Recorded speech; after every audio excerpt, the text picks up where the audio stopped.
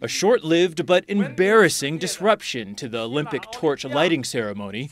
3 protesters belonging to the group Reporters Without Borders evaded police and ran into the field at ancient Olympia as the head of the Beijing organizing committee spoke. One held a flag showing the Olympic rings as handcuffs. Another tried to grab the microphone.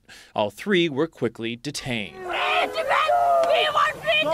On a statement on its website, Reporters Without Borders said, "We cannot let the Chinese government seize the Olympic flame, a symbol of peace, without denouncing the dramatic situation of human rights in the country."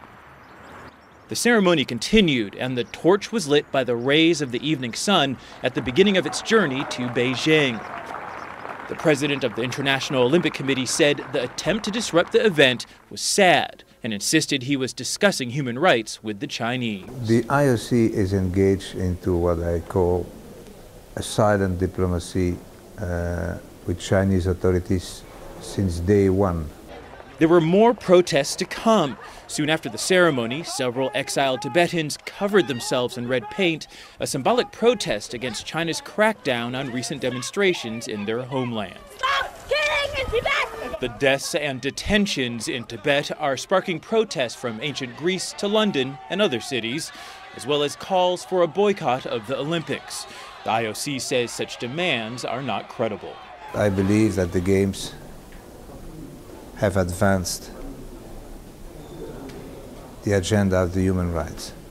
The Chinese authorities say there will be strict security in place when the torch travels through Tibet on its way to Mount Everest, but there will be plenty of opportunities for protests along the torch relay's 85,000-mile journey, one of the longest in history. If there is another security breach, how you see it reported may depend on where you live. On the live broadcast out of Greece, here on the left, well, the cameras cut away from the demonstrations just a few seconds too late. And on Chinese-run television, here on the right, well, they didn't show the protest. They didn't even mention the demonstrations at all. Alfonso Van Marsh, CNN, London.